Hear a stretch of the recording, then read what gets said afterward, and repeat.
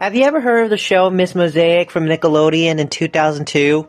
The chances that you have are slim because the show was canceled after airing just 6 20-minute episodes. If you have no idea what I'm talking about, let me explain. Miss Mosaic is an educational children's show. Please keep in mind that this isn't one of those cliché lost episode crap stories that has the static and blood and gore and blah blah blah. Miss Mosaic isn't even close to those cheesy horror stories you find scattered across the internet. And I'm certainly not begging for you to believe me and all of that crap. If you want, look it up. Miss Mosaic is a woman, obviously, who is made out of small colored square stones. It wasn't animated, mind you. It was stop motion. Miss Mosaic would allegedly move and dance, and her voice was quite literally an angel chorus. She wore sky blue belly dancer-like clothes and had golden jewels decorating her graceful body. Her caramel skin seemed to shine more than all the other small stones. Her eyes were a deep dark sea blue, and her voice sequence followed each word that poured out of her lips perfectly. Even if you hate educational shows, you'd be in awe of how the show was done with the utmost care. It seemed to be cherished by the employees who worked on it. Nonetheless, the show seemed extremely entertaining for the ages between 3 to 12. In fact, parents reported that their children were addicted to the show. Parents would claim that their child would gain great knowledge immediately that made the show skyrocket to the top of the list. So why? Why would they cancel the show? It was perfectly produced. The artwork of Miss Mosaic was stunning, and the music was absolutely great. Miss Mosaic would teach children fun problems and had them sing with her while dancing and jumping! Like I said before, there isn't any violent graphic scenes or static that appears in the show. In fact, none of the stones even had the color red on them. Around episode 4, the popularity for Miss Mosaic was booming and still growing. All the reviews were 5 stars, always holding similar descriptions. Wow, my daughter loves this. Or, my kids don't even watch cartoons anymore, and they read books all the time. And so forth. After episode 4, parents were starting to show concern. Families were calling Nickelodeon complaining that their child only spoke about topics such as science. Now you might ask, how is that a bad thing? Well, the parents of the children continued saying that their child would gaze at their food and not even take a small bite of it, and begin murmuring numbers and words. The child's voice would grow louder and louder until the parents could hear it clearly. The child would be rambling about gravity and human anatomy, and even saying things about how many heartbeats we might have left till we disturbingly enough die. The child would tell his or her parents how many breaths we take when we sleep, and the list goes on. The child would speak gibberish that even the most intellectual parents didn't understand. The child would continue this for about a minute before shutting their mouth completely. Just like that. Now what do you expect, right? Probably thought the child was going to start screaming at the top of their lungs and their eyes would be crying blood or something like that.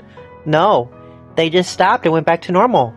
Yes, the child went back to his or her average self.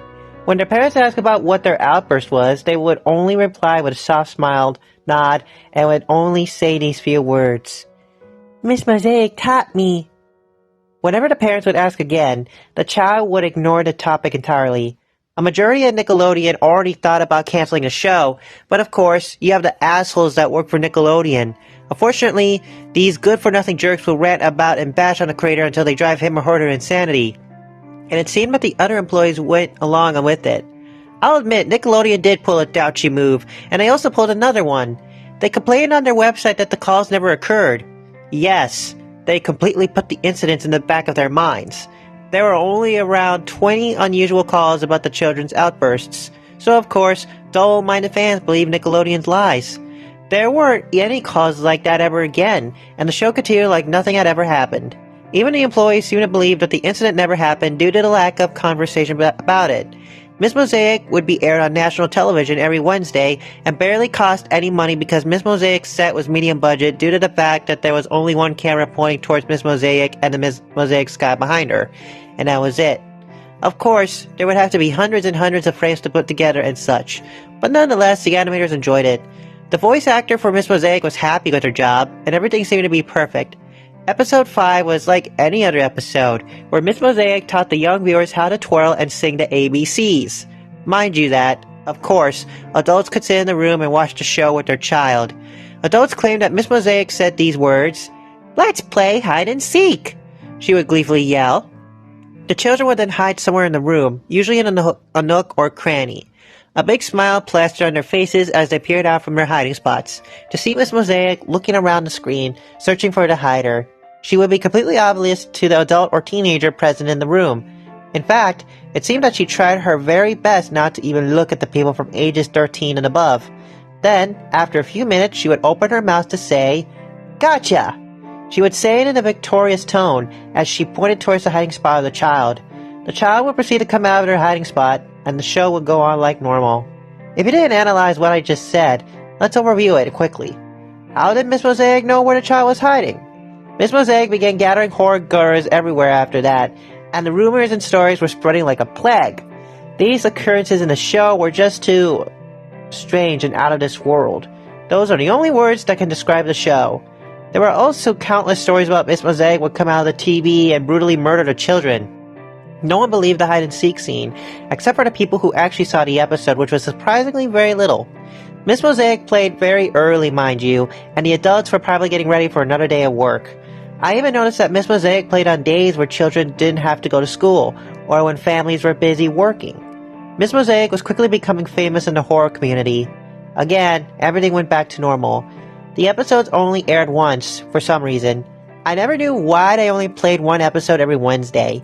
Then episode 6 finally came out after a long wait, and the curious minds that wanted to investigate did miss the opportunity to see an episode of Miss Mosaic, because they fully knew that they only had one chance of viewing the episode. Midway through the episode, Miss Mosaic halted her tracks, and so did the children. She just stood there and stared at the camera. She wasn't completely motionless. Just like in real life, when someone is staring at someone else, their face twitches, their eyes drift around, and their eyebrows move slightly. That's what Miss Mosaic was doing. And at this point, the elder people in the room became concerned by the fact that their child was just standing there, eyes fixed on a screen. There have been cases where the child was originally sitting down watching the show, but when Miss Mosaic mysteriously stopped, the child's expression would drop and they stand up. Miss Mosaic's eyes started around as she were trying to stare at the thousands of viewers all at the same time. She would pursue her lips and clamp her jaw shut. Slowly, her neutral expression would turn into a frown, and her mouth would slowly open, revealing rotten, sickly, yellow teeth, which she did not have before. She would then try to crack her neck, not in an inhuman way. She did the same motions we do when we wake up in the morning, moving our heads and shoulders around in an attempt to crack our cramped necks. After she did, there was a loud, sickening crack. She gritted her teeth, scraping them against each other as she began stretching her body in the most crooked way possible. Yet she kept that elegance, and her movements were those of a snake. She trembled, and slowly the small mosaic stones being chipped off and became dull, revealing thin cracked stones beneath those once colorful patterns. By now, she had a look of pure anger formed on her now pale face. Her cheeks were sunken and her eyes were slightly swollen and bloodshot. The children were still locked in place. The soundtrack for the show was barely audible, and there was pain in her eyes. Finally, with a snap of her neck, she smiled. Or at least tried to. Her broken parched lips made smiling look painful. She tilted her head and said in her normal soft voice, "Miss Mosaic's daily lesson. How to heal sick people," she joyfully announced. The children who were once frozen would suddenly start laughing and jumping. Miss Mosaic would instruct the child to poke her on the forehead. She still kept her decayed appearance along the way. You could imagine that the older person who was present was absolutely terrified to the brim. However, witnesses claimed that an unknown force made their muscles clench and a knot formed in their stomachs and squeezed. If they tried to stand up or run towards the child to get them the hell out of there, they couldn't. If they tried, their bodies would feel strained. Finally, when the children poked Miss Mosaic's head, in a split second, she reverted back to her normal appearance. The children didn't get sucked in or anything like that. Miss Mosaic was indeed healed. After that, the people from age 13 or above would be fully back in control. At this time, Nickelodeon couldn't even try to ignore the incident or cover it up. Like before, phone calls flooded the Nickelodeon studios. They officially knew Miss Mosaic was screwed. However, they admitted that no one made Miss Mosaic do those things. The healing scene was at 11 minutes and 36 seconds in length. When Nickelodeon staff went to that period of time in the episode to check, nothing odd showed up. Even though they proved that scene never happened, they still had no choice but to shut down Miss Mosaic due to the lack of viewership and demanding parents. And just like that, the show went off air.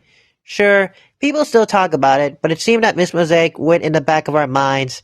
And, of course, horror stories covered Miss Mosaic so completely that everyone thought it was a hoax. Nickelodeon had countless arrays of new shows to air anyway, so they had no problem with losing one show. One of my friends, who was victim to Miss Mosaic, had to watch her daughter stand and poke the forehead of what seemed to be a monster. But she told me that her child never spoke of Miss Mosaic again. But she told me one thing I can never forget at first. I thought she was joking, but the look of sincerity on her face told me otherwise. She said that one night, when she was going back home from another day of work, she fell down a small, bumpy, sharp hill and got injured in the process. Once she was home, her husband immediately put her in bed, and she was bedridden. When she fell asleep, she told me she woke up in the middle of the night. She told me that in a dimly lit room, illuminated by the moonlight, she could see the figure of her daughter, holding up one finger, her other hand hanging loosely, and she could even vaguely make out the shape of a bottle of pills in her hand.